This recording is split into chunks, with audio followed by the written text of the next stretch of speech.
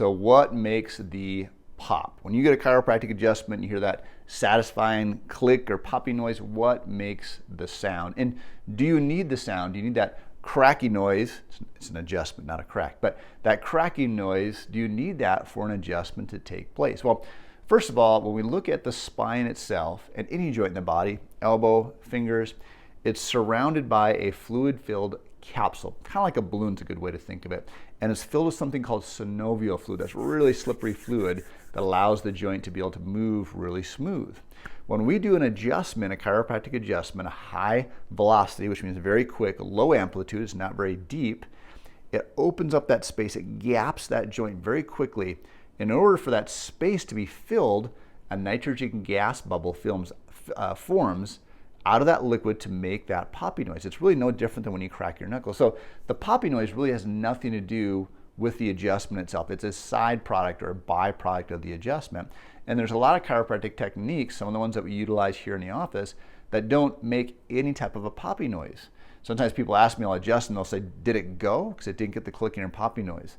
And I understand that because I like that poppy noise too. It kind of feels satisfying when you get that. But it really has nothing to do with the adjustment.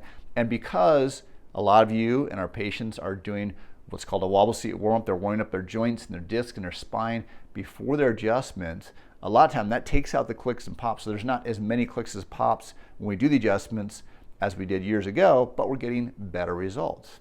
So people always get concerned too, if is that gonna break my neck? Is it gonna break a bone?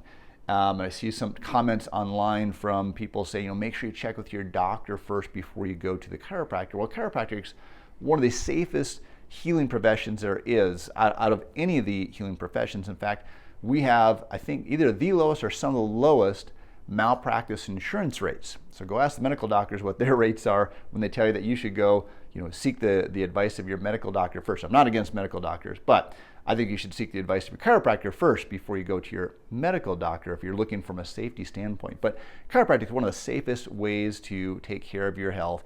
And the advantages of not only the short-term benefits, but the long-term benefits for your health are huge. Now, there are some things that we take into precaution. If somebody is, 80 or 90 years old and they're very, very osteoporotic, we're going to adjust that person different than we are than a 25-year-old person.